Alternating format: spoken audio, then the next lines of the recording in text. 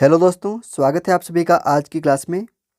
तो जैसा कि आप लोगों को पता है कि हम लोग इस क्लास में आपके सीटीटी एग्ज़ाम के ईवीएस सेक्शन में पूछे जाने वाले एनसीईआरटी के कुछ महत्वपूर्ण क्वेश्चनों को करते हैं, जिसमें हमारी 4 क्लासेस हो चुकी हैं। आज की जो हमारी क्लास है यह क्लास नंबर 5 है। जिसने भी इसके पहले की 4 क्लासेस नहीं देखी है तो आप लोग उन क्लास को जरूर देख लीजिएगा, क्योंकि वाली क्लासेज आप लोगों के लिए काफ़ी ज़्यादा इंपॉर्टेंट रहने वाली हैं।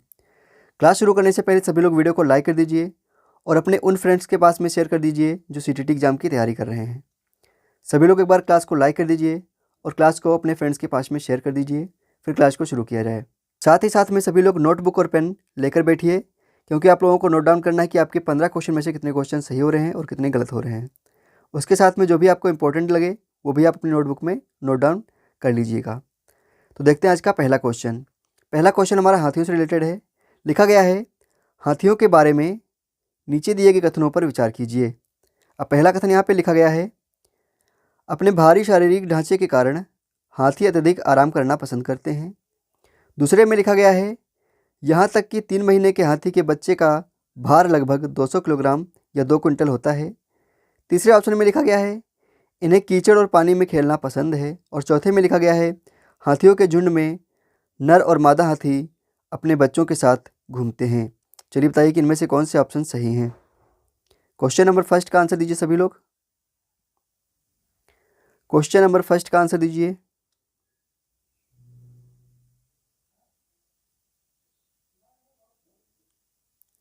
तो क्वेश्चन नंबर फर्स्ट का आंसर नंबर 4 जितने भी लगाया उसका बिल्कुल सही हो रहेगा।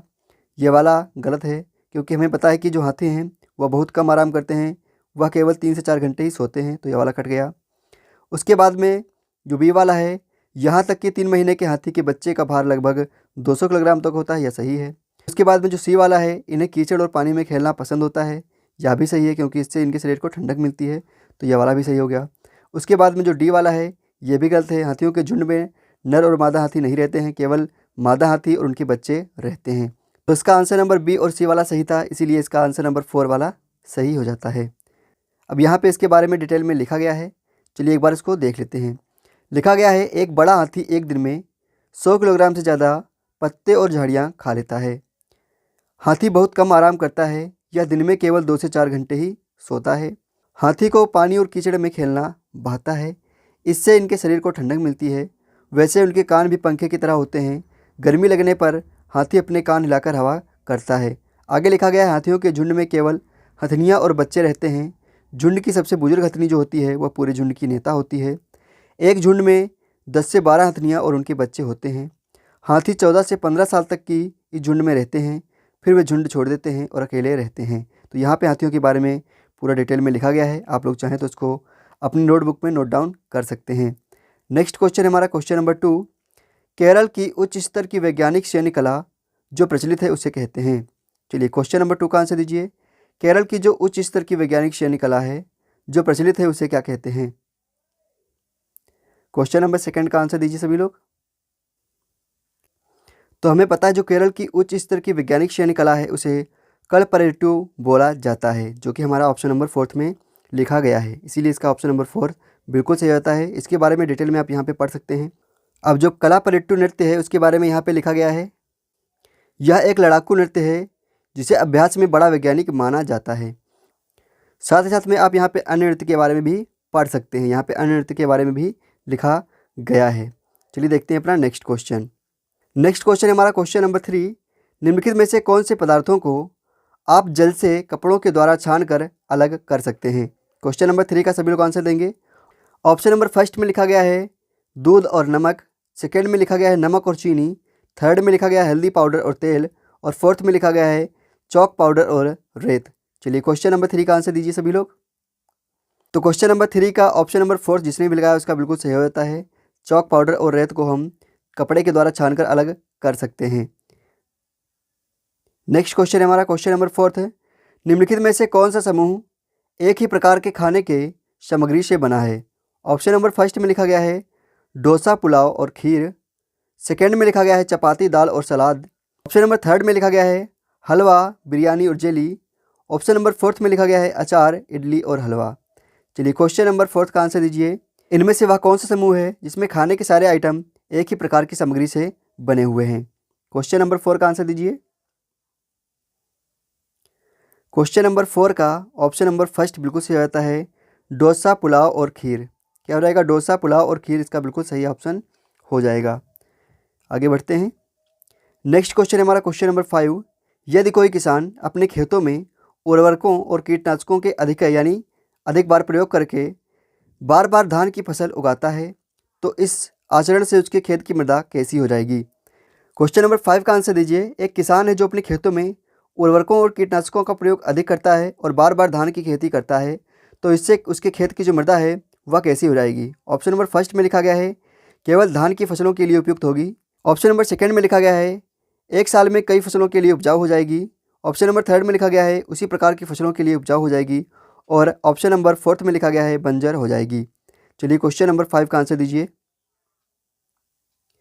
क्वेश्चन नंबर 5 का सभी लोग आंसर देंगे। तो क्वेश्चन नंबर 5 का आंसर नंबर 4 जिसने भी लगाया है उसका बिल्कुल सही हो जाएगा। वहाँ की जो मृदा होगी वह बंजर हो जाएगी। यहाँ पे चाहें तो आप इसके बारे में पढ़ भी सकते हैं वीडियो को पॉज करके। अब जिसको भी यूट्यूब पर होने वाली क्लास की PDF चाहिए होती है, चाहे वो हिमांशी मैम की हो चाहे वो इस क्लास की PDF हो, वो लोग मास्टर्स अड्डा ऐप को प्ले स्टोर से डाउनलोड कर लीजिए। डाउनलोड करने के बाद में आपके सामने कुछ इस प्रकार का इंटरफेस दिखाई देगा। वहाँ पे आपको सेकंड वाला जिस पे लिखा होगा यूट्यूब क्लास नोट्स उस पर क्लिक करना है।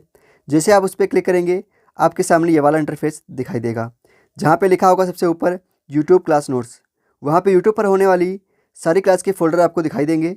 आपको जिस भी क्लास की PDF पढ़नी है आप सिंपली उस पर क्लिक करके उसके अंदर जा सकते हैं। वहाँ पे आपके सामने सारी PDF दिखाई देंगी। आप जैसे ही PDF पे क्लिक करेंगे आपके सामने 2 बटन शो होंगी, एक होगी रीड PDF की, एक होगी वॉच वीडियो की। वॉच वीडियो पे अगर आप क्लिक करते हैं तो उस क्लास से रिलेटेड आप क्लास को देख सकते हैं। उसके बाद में अगर आप PDF पे रीड करेंगे तो आप उसकी PDF भी पढ़ सकते हैं। तो ये थी एक छोटी सी इन्फॉर्मेशन PDF के लिए। देखते हैं अपना नेक्स्ट क्वेश्चन। नेक्स्ट क्वेश्चन है हमारा क्वेश्चन नंबर 6। मुकुल हस्त मुद्रा जो सभी उंगलियों के सिरों को जोड़कर बनती है दर्शाती है। चलिए क्वेश्चन नंबर 6 का आंसर दीजिए। मुकुल हस्त मुद्रा जो होती है जिसे सभी उंगलियों को जोड़कर बनाया जाता है वह क्या दर्शाती है? क्वेश्चन नंबर 6 का सभी लोग आंसर देंगे। ऑप्शन नंबर फर्स्ट में लिखा गया है दृढ़ निश्चय, सेकंड में लिखा गया है कमल का फूल, थर्ड में लिखा गया है फूल तोड़ना और फोर्थ में लिखा गया है दृढ़ता। चलिए क्वेश्चन नंबर 6 का आंसर बताइए सभी लोग क्या हो जाएगा? क्वेश्चन नंबर 6 का आंसर नंबर 2 बिल्कुल सही हो जाएगा, कमल का फूल दर्शाती है। आप लोग चाहें तो उसको बनाकर देख भी सकते हैं। अपने दोनों हाथ की उंगलियों के सिरों को आपस में जोड़ेंगे आपको कुछ कमल के फूल की जैसी आकृति दिखाई देगी। तो इसका आंसर नंबर सेकंड बिल्कुल यहाँ पे सही हो जाता है। नेक्स्ट क्वेश्चन है हमारा क्वेश्चन नंबर 7। एक व्यक्ति जिसमें रक्तहीनता की पहचान हुई उसको क्या खाने पीने की सलाह दी जाएगी? ऑप्शन नंबर फर्स्ट में लिखा गया है चुकंदर का रस तथा पालक, सेकंड में लिखा गया है अनार का रस तथा दूध से बने पदार्थ, थर्ड में लिखा गया है नींबू पानी तथा जेली और फोर्थ में लिखा गया है खीरा तथा टमाटर का सूप। चलिए क्वेश्चन नंबर 7 का आंसर दीजिए। क्वेश्चन नंबर 7 का ऑप्शन नंबर फर्स्ट बिल्कुल सही हो जाएगा। चुकंदर का रस तथा पालक जो होता है वह हीमोग्लोबिन बढ़ाने में काफ़ी मदद करता है, जिसके बारे में आप डिटेल में यहाँ पर पढ़ भी सकते हैं। यहाँ पे लिखा गया है डॉक्टर ने कहा खून में हीमोग्लोबिन या आयरन की कमी है। डॉक्टर ने ताकत की दवाई दी, गुड़, आंवला और हरी पत्तेदार सब्जियां जरूर खाने के लिए कहा। तो यहाँ पे हीमोग्लोबिन के बारे में या अनीमिया के बारे में डिटेल में लिखा गया है, आप चाहें तो उसको नोट डाउन कर सकते हैं। नेक्स्ट हमारा क्वेश्चन है क्वेश्चन नंबर 8। भोजन में पोषक तत्व बनाए रखने के लिए खाने से पहले हमें अवश्य क्या करना चाहिए? ऑप्शन नंबर फर्स्ट है फलों और सब्जियों को काटने के बाद धोना चाहिए, या फिर सेकंड में लिखा गया है भोजन को अधिक देर तक पकाना चाहिए। ऑप्शन नंबर थर्ड में लिखा गया है चावल तथा अनाजों को ढेर सारे पानी में धोना चाहिए और ऑप्शन नंबर फोर्थ में लिखा गया है चावल तथा अनाजों को उसी पानी में पकाना चाहिए जिनमें उन्हें भिगोया गया था। क्वेश्चन नंबर 8 का आंसर देंगे सभी लोग। बहुत ही सिंपल सा क्वेश्चन था, पढ़ते ही इसका आंसर लगा देना चाहिए था। क्या हो जाएगा? इसका आंसर नंबर फोर्थ बिल्कुल सही हो जाएगा। चावल तथा अनाजों को उसी पानी में पकाना चाहिए जिनमें उन्हें भिगोया गया था। तो इसका आंसर नंबर फोर्थ बिल्कुल सही है। नेक्स्ट क्वेश्चन है हमारा क्वेश्चन नंबर 9। लौह तत्वों से प्रचुर खाद्य सामग्री का समूह कौन सा है? ऑप्शन नंबर फर्स्ट में है आंवला पालक गुड़, सेकंड में है आंवला टमाटर गुड़, थर्ड में है पालक बंद गोभी टमाटर और फोर्थ में है आंवला बंद गोभी और गुड़। चलिए बताइए इनमें से आयरन की प्रचुर मात्रा किसमें देखने को मिलती है? क्वेश्चन नंबर 9 का सभी लोग आंसर देंगे। क्वेश्चन नंबर 9 का ऑप्शन नंबर फर्स्ट बिल्कुल सही है। आंवला, पालक और गुड़ में हमें आयरन की मात्रा ज़्यादा देखने को मिलती है। तो यहाँ पे आप इसके बारे में देख भी सकते हैं। यहाँ पे लिखा गया है गुड़, आंवला और हरी पत्तेदार सब्जियाँ। यहाँ पे देख पा रहे होंगे आप, यहाँ पे इसके बारे में लिखा गया है। नेक्स्ट क्वेश्चन है हमारा क्वेश्चन नंबर 10। पक्षी जो होते हैं वह निश्चित समय आने पर अपने पंखों को खो देते हैं। यह प्रक्रिया क्या कहलाती है? सभी लोग क्वेश्चन नंबर 10 का आंसर देंगे। पक्षी जो होते हैं वह एक निश्चित समय आने पर अपने पंखों को खो देते हैं और नए पंख उनके निकल आते हैं। इस प्रक्रिया को क्या कहते हैं? क्वेश्चन नंबर 10 का आंसर देंगे सभी लोग।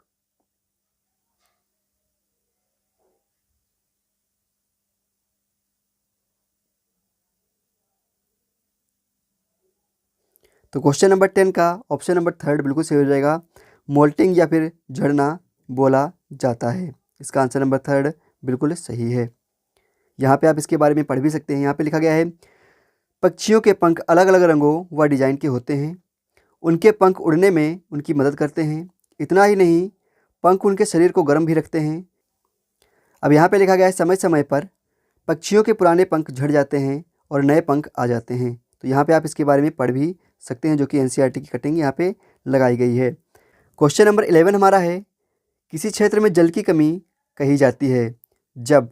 ऑप्शन नंबर फर्स्ट में लिखा गया है जब सभी घरों को रोज़मर्रा के कार्यों के लिए पानी मिलता है। सेकेंड में लिखा गया है उस क्षेत्र में पानी केवल नलों में आता है। ऑप्शन नंबर थर्ड में लिखा गया है प्राप्त होने वाला पानी पीने व खाना पकाने के लिए असुरक्षित हो। ऑप्शन नंबर फोर्थ में लिखा गया है प्राप्त पानी से लोग धोने व सफाई का काम कर सकते हैं। चलिए क्वेश्चन नंबर 11 का आंसर दीजिए सभी लोग। किसी क्षेत्र में जल की कमी कब कही जा सकती है? क्वेश्चन नंबर 11 का सभी लोग आंसर देंगे। क्या हो जाएगा इसका आंसर? इसका आंसर नंबर 3 बिल्कुल सही हो जाएगा। प्राप्त होने वाला पानी पीने व खाना पकाने के लिए असुरक्षित हो तब बोलते हैं कि जल की कमी हो गई है। जब भी किसी क्षेत्र विशेष में पीने व खाना पकाने के लिए पानी अच्छा नहीं मिलता है या सुरक्षित पानी नहीं मिलता है तो उसे जल की कमी कहा जा सकता है। इसीलिए इसका आंसर नंबर 3 बिल्कुल सही हो गया है। नेक्स्ट क्वेश्चन हमारा क्वेश्चन नंबर 12 है कुड़ुक भाषा में तोरंग का निम्नलिखित अर्थ है। चलिए क्वेश्चन नंबर 12 का आंसर बताइए। कुड़ुक भाषा में तोरंग का निम्नलिखित अर्थ क्या हो जाएगा? वन उत्पाद हो जाएगा, वन हो जाएगा, वनवासी हो जाएगा या फिर निष्फल वन हो जाएगा। क्वेश्चन नंबर 12 का ऑप्शन नंबर सेकेंड बिल्कुल सही हो जाता है। कुड़ुक भाषा में तोरंग का मतलब जो होता है वह वन या जंगल होता है। यहाँ पे वन लिखा गया है, आप लोग याद रखिएगा। कुड़ुक भाषा में तोरंग का मतलब वन या जंगल से होता है। इसको आप इंग्लिश में फॉरेस्ट भी बोलते हैं। अब यहाँ पर इसके बारे में डिटेल में लिखा गया है, एक बार देख लेते हैं हम लोग। लिखा गया है सूर्यमणि 21 साल की थी जब उसने बासवी दीदी और कई लोगों की मदद से एक केंद्र खोला। उसने इस जगह का नाम रखा तोरंग। कुड़ुक भाषा में तोरंग का मतलब होता है जंगल। क्या होता है? कुड़ुक भाषा में तोरंग का मतलब जंगल या वन से होता है। चलिए आगे बढ़ते हैं हम लोग। नेक्स्ट क्वेश्चन हमारा क्वेश्चन नंबर 13 है आपका घर एक्स पर स्थित है तथा दूध की दुकान वाई पर स्थित है। आपके घर से दूध की दुकान तक जाने के लिए कोई सीधा रास्ता नहीं है, अतः पहले आप ए पर जाते हैं जो एक्स से ठीक उत्तर में 50 मीटर दूरी पर है। फिर बी पर जाते हैं जो ए के ठीक पश्चिम में 60 मीटर दूरी पर है। फिर सी पर जाते हैं जो बी के ठीक उत्तर में 50 मीटर दूरी पर है। और अंत में आप वाई पर दूध की दुकान पर पहुंचते हैं जो सी के ठीक पूर्व में 100 मीटर की दूरी पर है। दूध की दुकान के सापेक्ष आपके घर की दिशा क्या होगी? क्वेश्चन नंबर 13 का सभी लोग सॉल्व करिए अपनी नोटबुक पर, फिर बताइए इसका आंसर क्या हो रहेगा। इस टाइप के क्वेश्चन आपके सीटीटी एग्जाम में हमेशा पूछे जाते हैं। क्वेश्चन नंबर 13 का आंसर सभी लोग बताएंगे कि इसका कौन सी दिशा निकल कर आ जाएगी।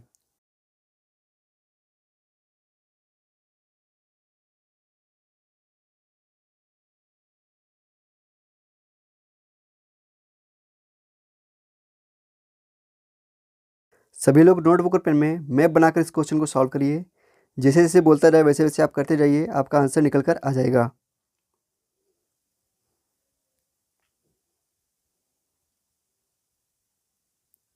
तो आई होप आप लोगों ने इसका आंसर निकाल लिया होगा, क्योंकि आपके सीटीटी एग्जाम में आपके पास इतना ही समय होता है निकालने के लिए। आप लोगों को इतने समय में इसका आंसर निकालना पड़ता है। तो इसका आंसर नंबर 4 बिल्कुल सही हो जाएगा। दक्षिण और पश्चिम इसका आंसर निकल कर आ जाएगा। आप लोग उसको बाद में भी सॉल्व कर सकते हैं। देखते हैं अपना नेक्स्ट क्वेश्चन। नेक्स्ट क्वेश्चन हमारा क्वेश्चन नंबर 14 है। पक्षियों के पंखों के दोनों ओर का मुलायम भाग कहलाता है। चलिए क्वेश्चन नंबर 14 का आंसर दीजिए।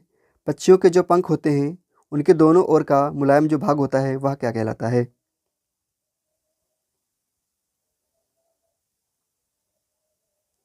क्वेश्चन नंबर 14 का आंसर दीजिए सभी लोग। तो क्वेश्चन नंबर 14 का ऑप्शन नंबर फर्स्ट बिल्कुल सही है, उसे बार्ब बोला जाता है। यहाँ पे आप इसको पढ़ भी सकते हैं। यहाँ पे देख लीजिए, यहाँ पे ये लिखा गया है, ये है हमारा बार्ब जो मुलायम वाला पार्ट होता है, उसे क्या बोलते हैं? उसे बार्ब बोला जाता है। जो इधर भी होता है और इधर भी होता है, इसे बोलते हैं बार्ब। नेक्स्ट क्वेश्चन हमारा क्वेश्चन नंबर 15 है।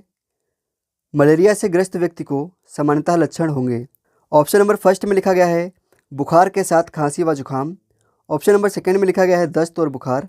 ऑप्शन नंबर थर्ड में लिखा गया है ठंड लगना और बुखार। और ऑप्शन नंबर फोर्थ में लिखा गया है त्वचा पर फफोले तथा बुखार। चलिए क्वेश्चन नंबर 15 का आंसर दीजिए सभी लोग। क्वेश्चन नंबर 15 का सभी लोग आंसर देंगे।